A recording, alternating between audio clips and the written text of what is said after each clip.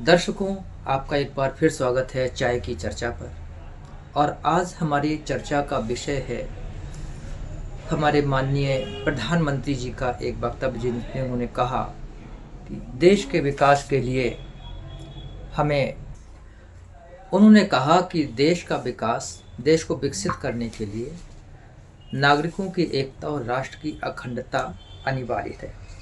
यानी जब तक नागरिकों में एकता नहीं होगी और राष्ट्र की अखंडता नहीं होगी, तब तक देश विकसित नहीं बन सकता।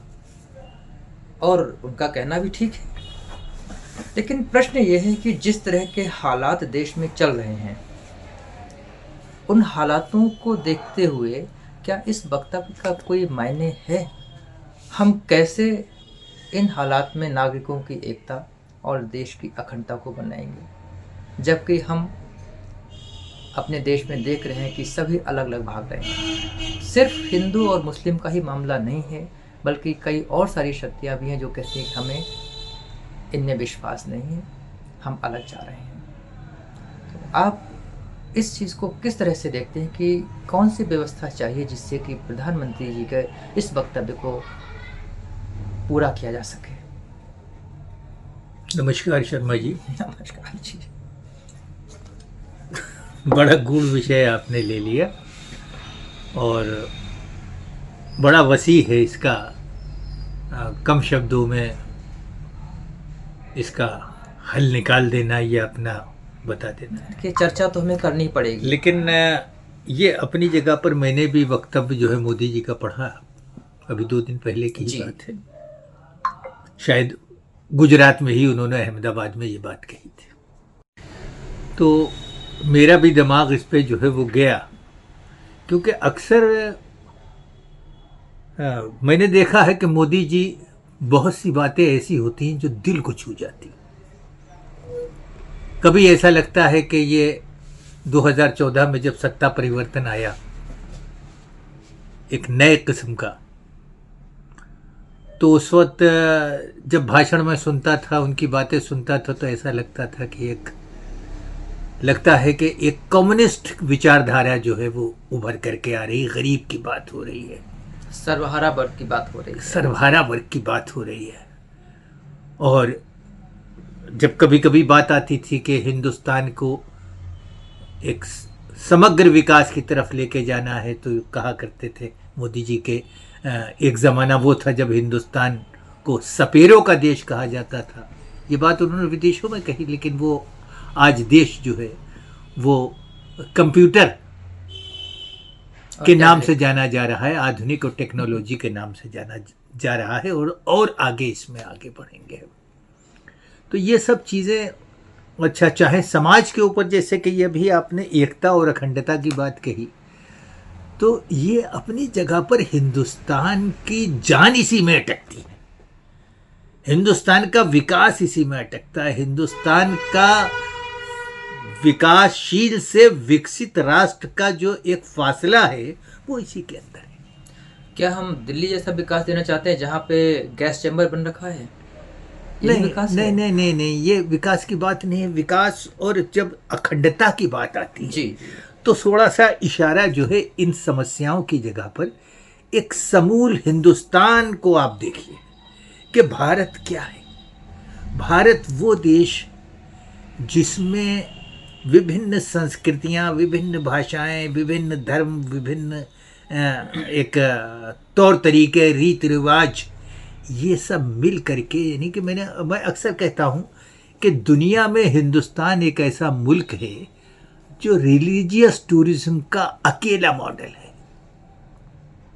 जितने देश आप ले लीजिए, रिलीजियस टूरिज्म का मॉडल अगर है कोई तो हिंदुस्तान है। जी, बिल्कुल। इतने धर्म, इतनी संस्कृतियां, इतनी ऋषि मुनि, फकीर और विचारधाराएं, आस्थाएं शायद दुनिया के किसी मुल्क में नहीं है। और फिर मुल्क भी, भारत भौगोलिक एतबार से आप देखिए कि चाइना और हिंदुस्तान के अलावा कोई तीसरा मुल्क इतना जो है जनसंख्या वाला है नहीं है। तो अब जो बात उन्होंने फिर वही एक छू लेने वाली बात कही, लेकिन अब ये हो कैसे? सवाल इस बात का आज के दौर, मेरा प्रश्न यही था कि जो परिस्थितियां हम देख आज के दौर में जहां राजनीति में सीधा सीधा 80-20 की बात होती है, जहां राजनीति में घुमा फिरा करके बात जो है वो धर्म की एकता की बात होती है। मैं किसी धर्म का नाम नहीं ले रहा हूं, चाहे हिंदू धर्म का नेतृत्व हो, राजनीतिक पार्टियां हो, और चाहे मुस्लिम धर्म को लेकर के जो राजनीतिक पार्टियां जिन्होंने एक अपना एक ध्रुवीकरण बना लिया है, एक को इंडिया कह दिया, एक को राजग कह दिया, तो ये अपने दो ही चल रहे हैं इस वक्त, और दो में एक समाज मचा हुआ है, दूसरे में एक समाज मचा है। तो इन हालत में देखिए कनाडा में जो है एक और हमारे यहाँ का अल्पसंख्यक समाज आ गया, सिखों के ऊपर जो है वो उंगली उठ रही है कि खालिस्तान का जो है जो एक बंद चैप्टर था वो बड़ी तेजी के साथ में उभर रहा है। और आप देखिए कि कनाडा का पूरा मुल्क जो है वो एक तरीके से इन गतिविधियों में जो है उसको देखा जा रहा है। लगता है जैसे कि एक राजधानी वहाँ पर जो है वो एक जो पहले हुआ करती है राजनीतिक रूप से जो है कि एक अघोषित राजधानी है वो खालिस्तान की, देश यहाँ पर बनाना चाहते हैं, राजधानी वहाँ, तो एक्टिविटीज़ इस तरीके की। तो ये सब चीज़ें मौजूद हैं हमारे इलेक्शन में, यही चीज़ उभर के आती हैं। तो जब एक तरफ इलेक्शन में ये चीज़ें उभर के आती है, मुस्लिम सेक्टर को देख लीजिए, सबसे ज़्यादा जो है वो तमाशा अगर होता है तो हिंदू और मुस्लिम का सामने होकर के आता है। और शायद जब भी एकता अखंडता की बात होती तो इशारा मैं समझता हूँ इन्हीं दो की तरफ, क्योंकि इसलिए कि अब मुस्लिम को लीजिए, मुस्लिम का 800 साल तक इस हिंदुस्तान पे राज रहा, ठीक है, और उसके बाद में जो है वो अंग्रेज ने उसको जो है छिन्न भिन्न कर दिया, और जो वो काम करते थे अंग्रेजों ने शुरू कर दिया। 200 साल तक उन्होंने इस हिंदुस्तान को लूटा, राज किया, सब कुछ किया, नियत नहीं बदली, सिर्फ लोग बदले। तो वो किया इन्होंने, करने के बाद में जो है फिर स्वतंत्रता संग्राम आंदोलन हुआ, इंडिया गेट पे जो है वो नाम लिख गए, और उसके बाद देश जो है वो आज़ाद हो गया। महात्मा गांधी के नेतृत्व में, सुभाष चंद्र बोस के नेतृत्व में, यानी कि गरम और नरम दोनों दलों के एक संयुक्त मतलब यह है कि एक प्रयासों से ये देश आजाद हुआ। अब आजाद होने के बाद में देखिए वही भावना समझने की बात है। देखिए ये मोदी जी को और भारतीय जनता पार्टी को और राजग गठबंधन को बहुत गंभीरता से सोचना चाहिए, और मैं तो कहता हूं जो इंडिया गठबंधन है उसको भी ये सोचना चाहिए, क्योंकि बहुसंख्यक हिंदू है, मुस्लिम नहीं है। 80-20 की जो बात होती है तो कहाँ 80 कहाँ 20, और 20 में भी मुस्लिम 15%।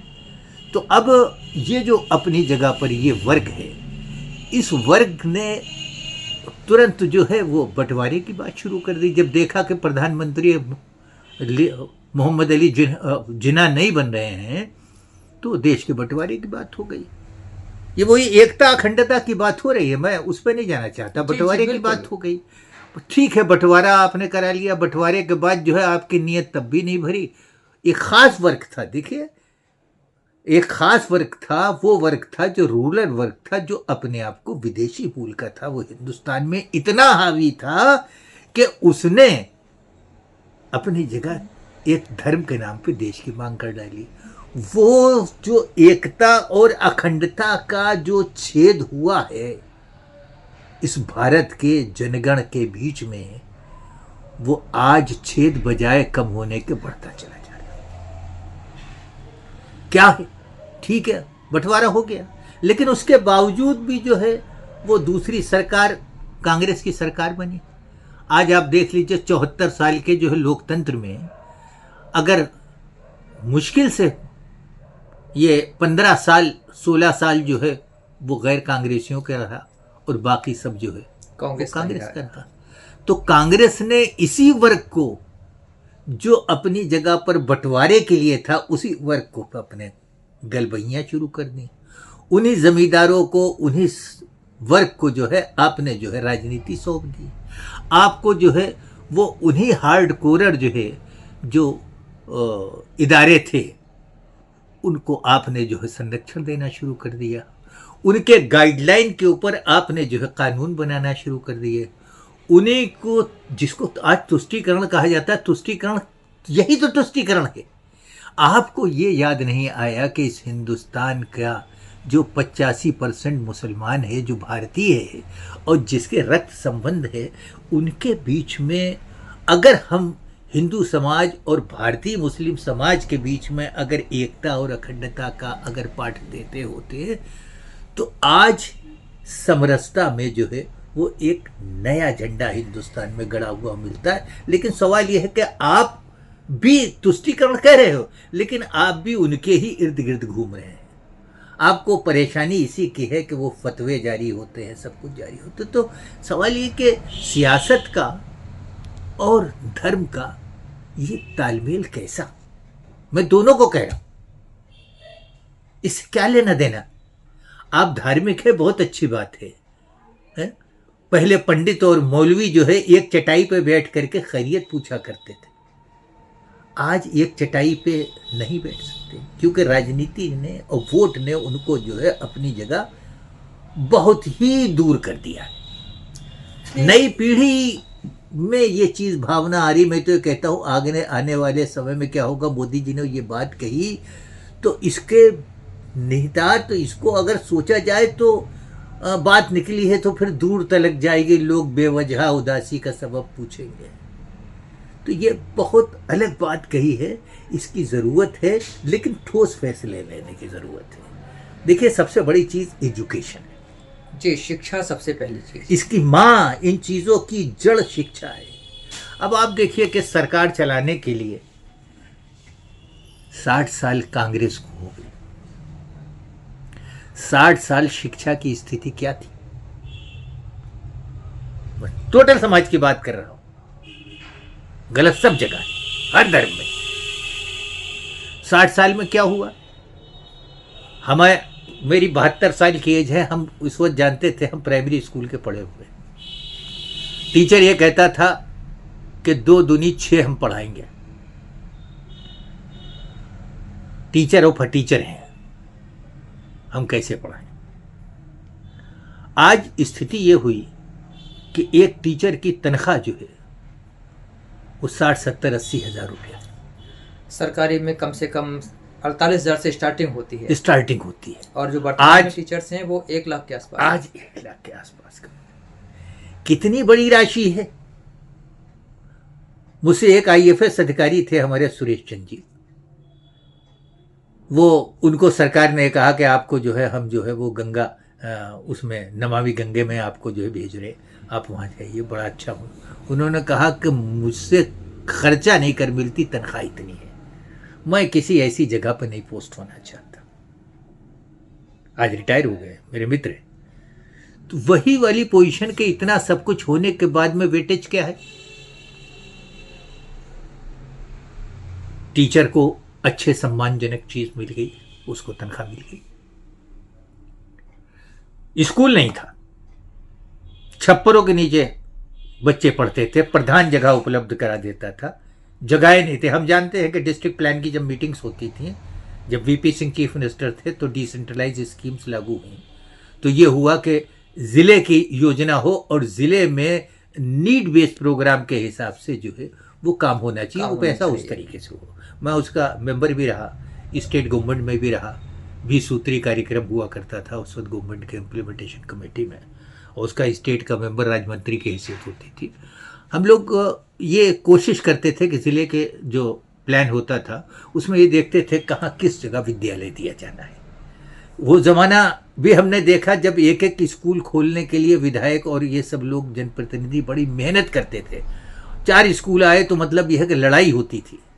तो ये स्कूल वर्ल्ड बैंक से भारत सरकार ने पैसा लिया, और शायद 1990 के बाद में जो है वो ये हुआ कि नए स्कूल दिए जाएं, और वर्ल्ड बैंक से पैसा लिया, ब्याज का पैसा लिया, और इतना हुआ कि मैंने खुद इसमें जो है वो हर 2 किलोमीटर के ऊपर बच्चा पढ़ने के लिए स्कूल उपलब्ध करा दिया गया। प्राइमरी एजुकेशन में इस तरीके के विद्यालय जो है वो कायम हुए।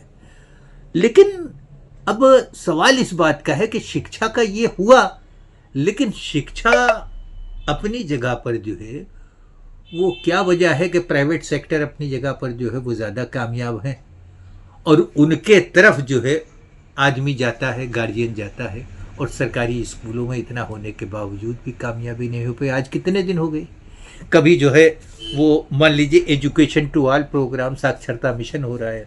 भाई पढ़ाई तो हो रही है ना भाई, हमारा मकसद ये है कि दिमाग खुले, लेकिन दिमाग कहाँ खुल रहा है? आँख खुले, दिमाग खुले। आप वो देखो जो हकीकत है। अगर आपको कोई बहकाता है तो आप समझ जाइए कि ये बहका रहा है, आप अपने दिमाग से काम लीजिए। लेकिन शिक्षा ज़रूरी है। अब आपने जो है साक्षरता कार्यक्रम चलाया, डिस्ट्रिक्ट मजिस्ट्रेट उसका चेयरमैन हुआ, और ज़िला साक्षरता समिति बनी। एक देहरादून के जो है वो हुआ करते थे, उसके टीएलसी के जो है वो मेंबर भी थे, यहाँ पीलीभीत भी आए, बड़े अच्छे हमारे साथ एक लीडिंग ऑर्गेनाइजेशन में काम करते थे, इस वक्त नाम नहीं ध्यान आ रहा है। और उन्होंने जंगलों में भी जो है बड़ा काम किया एजुकेशन के ऊपर। तो ये बना के नहीं साहब, मतलब ये है कि एजुकेशन करना है कि लोगों को बैंकिंग आ जाए, लोगों को थोड़ा बहुत चिट्ठी पत्री लिखना आ जाए। उस दौर चिट्ठी पत्री का था, आज मोबाइल का, और वो चीज़ नहीं थी। तो इस तरीके का ये हुआ, और ज़िलाधिकारी और मास्टर और लेखपाल और पूरा एसडीएम और पूरा ज़िले का प्रशासन उसमें लग गया।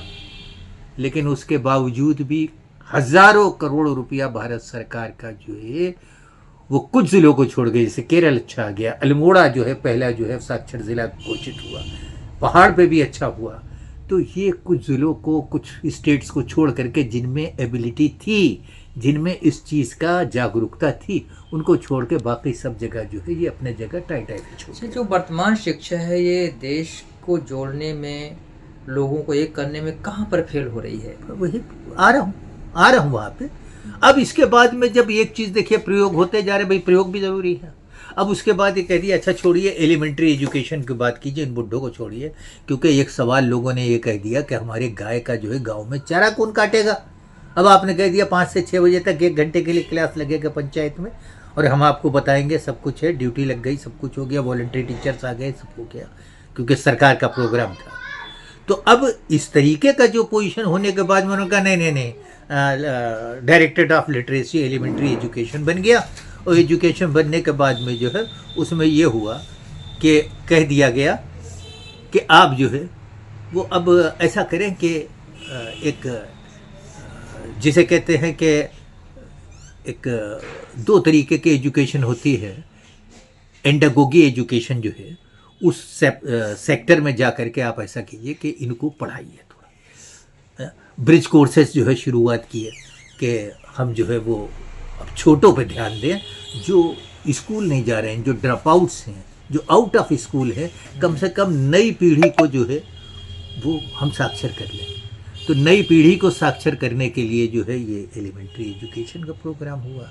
2007-2010 तक चला। 2010 के बाद में जो है प्रोग्राम बंद हो गया। इसके अच्छे बड़े परिणाम आ रहे थे, और लोग कह रहे थे कि हाँ भाई ठीक है, 6 महीने में उनको जो है वो मेन स्ट्रीमिंग ला करके उनको जो है वो जोड़ दिया जाता था स्कूलों से, और उसके बाद जो है कम से कम ड्रॉप आउट्स पे कुछ पोजीशन आई। तो अब ये सब चीज़ें हुई। उसके बाद RTE की बात आ गई, राइट टू एजुकेशन। गरीब आदमी किस तरीके से जो है पढ़े, उसके लिए ये कह दिया गया कि हाँ 25% हर स्कूल में जो है बच्चों का जो है वो दाखिला जो है वो दिया जाना। ये एक चीज़ ये थी कि जब प्राइवेटाइजेशन, प्राइवेट स्कूल की तरफ गार्जियंस का रुझान है, और आपके सरकार में बिल्डिंग देने के बाद में, सारा इंफ्रास्ट्रक्चर देने के बाद में, तनख्वाह देने के बाद में, बेहतरीन हैंडसम, यानी मास्टर की अगर तनख्वाह बढ़िया हुई तो उसका डाउरी रेट बढ़ गया।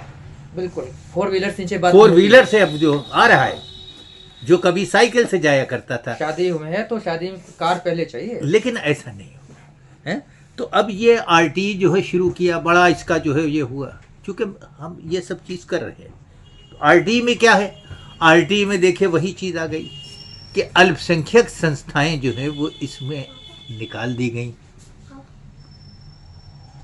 अल्पसंख्यक संस्थाएं इसमें से हटा दी गई। अब आप देखिए कितना ये गलत हुआ।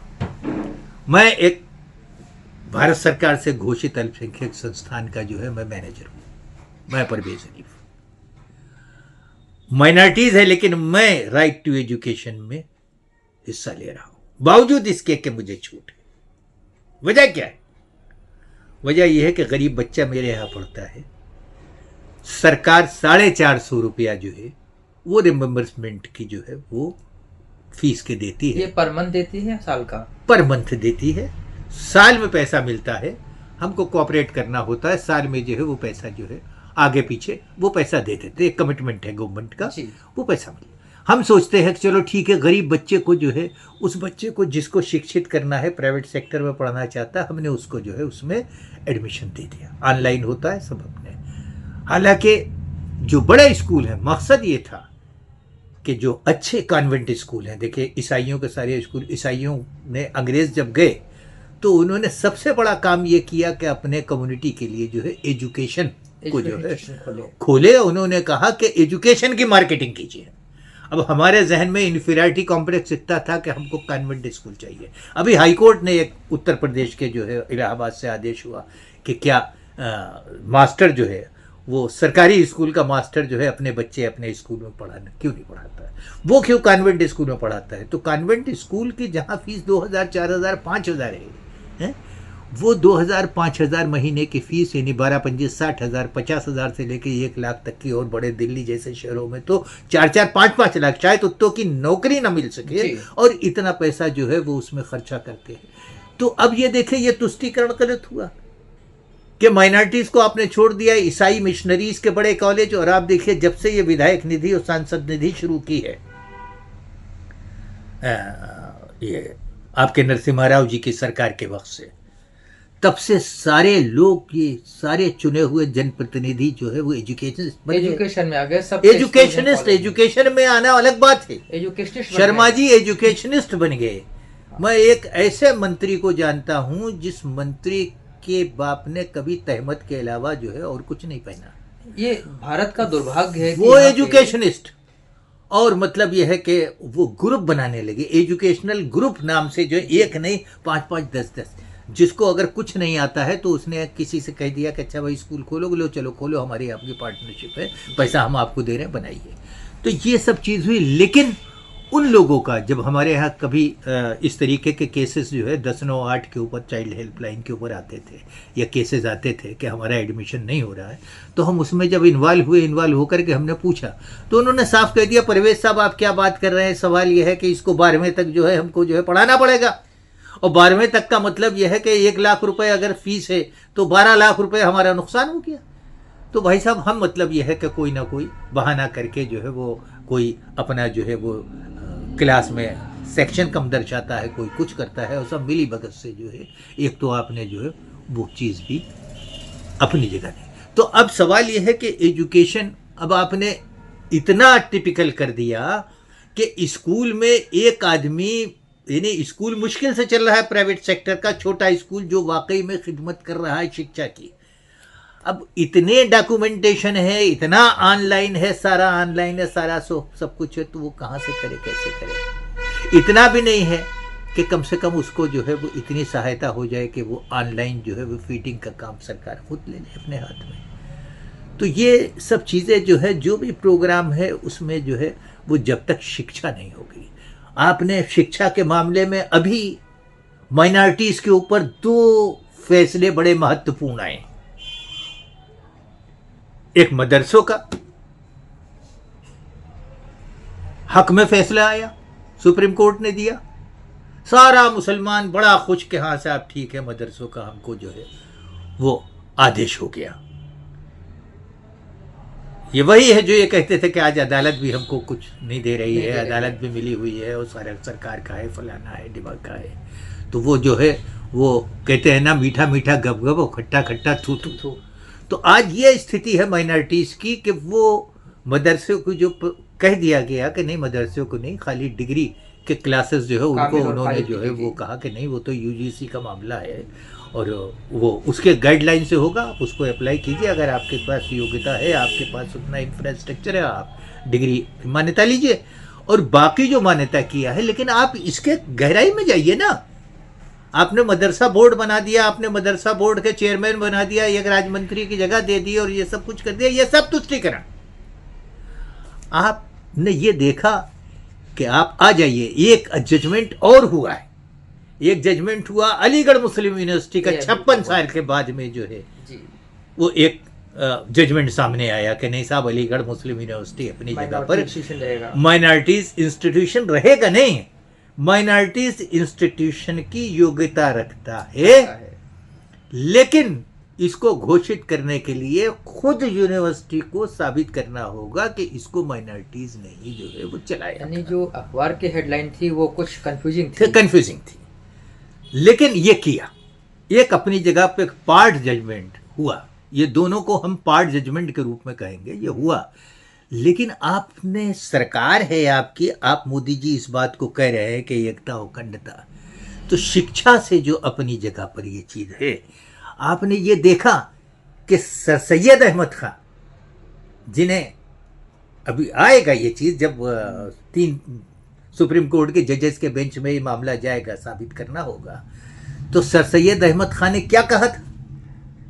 सर सैयद अहमद खान के ही वक्त में ये बात तय हुई थी कि हिंदुस्तानी मुसलमान मदरसे में पढ़ेगा, क्योंकि वो अपनी जगह पर मुस्लिम की श्रेणी में उतना अच्छा नहीं, उसके संबंध अपनी जगह पर जो है वो यानी कि एक मिक्सअप टाइप के हैं, उतना सेपरेट नहीं है जितना होना चाहिए। और जो कुलीन बच्चे हैं, जो विदेशी मूल के बच्चे हैं, आप देखिए कितने बड़ी डिस्पैरिटी हुई है। विदेशी मूल का बच्चा जो है वो एंग्लो अरबिक और साइंस पढ़ेगा, कॉलेज अलीगढ़ में जो है वो बना दिया गया। और ये कहा कि तो अगर वो कॉलेज एक वर्ग के लिए बना, माइनॉरिटीज के लिए ना बन के माइनॉरिटीज के एक कुलीन वर्ग के लिए बना, तो मैं नहीं समझता कि ये कुल मुस्लिम के लिए बना। बिल्कुल, आपने खुद सर सैयद अहमद खान ने कहा कि मदरसों में पढ़ाया जाए, और मदरसों की स्थिति भी सरकार को देखना चाहिए कि मदरसों में क्या हो रहा। सिर्फ खैरात और ज़कात को इकट्ठा करके मसलकों की पढ़ाई कराई जा रही।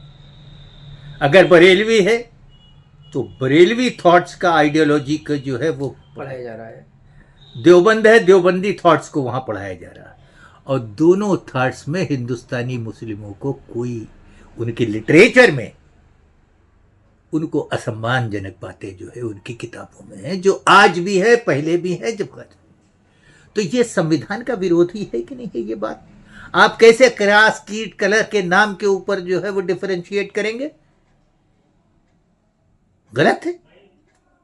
आपको जो है वो मदरसों में मॉडर्न एजुकेशन में क्या परेशानी? आपको क्यों परेशानी है? आप रिलीजियस दीजिए। संस्कृत के विद्यालय हैं, संस्कृत के विद्यालय में जो है वो संस्कृत भी पढ़ाई जाती है और हिंदी अंग्रेजी भी पढ़ाई जाती है, विज्ञान भी पढ़ाया जाता है, विज्ञान भी पढ़ाया जाता है।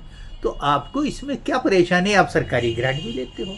कितने कितने विद्यालय ऐसे हैं, मदरसे हैं, जिनकी मान्यता जो है वो एक तुष्टीकरण के तरीके से जो है उल्टे सीधे सब यहाँ के वहाँ के ये भर के, किसी ने रिश्तेदार भर दिए, किसी ने कुछ भर दिया और उसको भर के जो है बना फर्जी मान्यताएं तक, मतलब ये है कि इसमें दी गई, जिनको बाद में पता चला कि एक कॉकस ने किया है। उन मान्यता को वापस लेने के लिए लोगों ने बहुत से कहा कि नहीं साहब हम वापस लेते हैं, दीनी तालीम दे रहे, ठीक है। तो अब जब राइट टू एजुकेशन हो गया 0, आपका 6 से लेकर के 14 साल तक बच्चा पढ़ेगा, और मदरसे में आपको बाकायदा जो है एक कोर्स जो है वो नेशनल इंटीग्रिटी का, देशभक्ति का, हिंदुस्तान में किस तरीके से सामाजिक समरसता हो, इसका कोर्स बना। आज तक लागू नहीं हुआ, कोई कोर्स नहीं बना ही नहीं। एनसीईआरटी का बनेगा, सीबीएसई का बनेगा, यूपी बोर्ड का बनेगा, बेसिक शिक्षा का बनेगा, मदरसे का नेशनल इंटीग्रिटी के ऊपर क्यों नहीं बनेगा? आपको ये भी पता होना चाहिए मदरसों में इतना भी है कि वो मसलब के बच्चे तैयार हो रहे हैं, मसलकी मौलाना बनेंगे। इनका इस्तेमाल, अगर कोई किसी शहर में कोई प्रॉब्लम होती है, कोई लैंडर के मामला होता है, तो इनको इस्तेमाल किया जाता है। सरकार का कानून पुराने अंग्रेजों के वक्त से चला आ रहा है कि परिपाटी देखी जाए, ट्रेडिशनल देखा जाए कि क्या है। तो जो ज़्यादा लोग कहते हैं, अब जिसका जिस मसलक का जो इलाका है उसने जो कह दिया दूसरे के खिलाफ कार्रवाई कर दी। तो ये सब चीज़ें अपनी जगह पर इस जहालत में और इस तरीके से जो एजुकेशन का जो गलत तरीका, चाहे हिंदू समाज में जो मतलब यह कि हो रहा हो, चाहे मुस्लिम समाज में हो रहा हो। और मुस्लिम समाज के बारे में तो यूनिसेफ का सर्वे है, उन्होंने डेंजर जोन कहा है। सच्चर कमेटी ने ये कहा कि एजुकेशन की बहुत कमी है। वक्फ के ऊपर आज बात आ रही है, वक्फ में ये बात कही कि मतलब यह है कि ये पैसा जो है एजुकेशन में और इस चीज़ में जो है खर्चा हो सकता है। तो ये एक बाकायदा जो है वो देशभक्ति का एक कोर्स बने, कोर्स बनने के बाद उसमें जो है वो ये बात आए, एकता और अखंडता के पाठ पढ़ाए जाए। एकता अखंडता का जो है वो एक बाकायदा सर, मैंने लिखा था यूपी के जो है वो मदरसा बोर्ड के जावेद साहब है, उनको मैंने लिखा, लेकिन सवाल ये है कि कोई इस चीज़ पे ध्यान नहीं, खुद बीजेपी इस चीज़ पे ध्यान नहीं देती। बीजेपी वैसा करती है, लेकिन हमारा समाप्त हो रहा है, तो मैं चाहूँगा कि आप अपने सारी बातों को 1 मिनट में सम अप करें कि सरकार को क्या करना होगा, मोदी जी को, कि ये हमारा जो है एकता अखंडता आए और जो इस समय समाज में कटुता फैलती बढ़ रही है वो खत्म हो।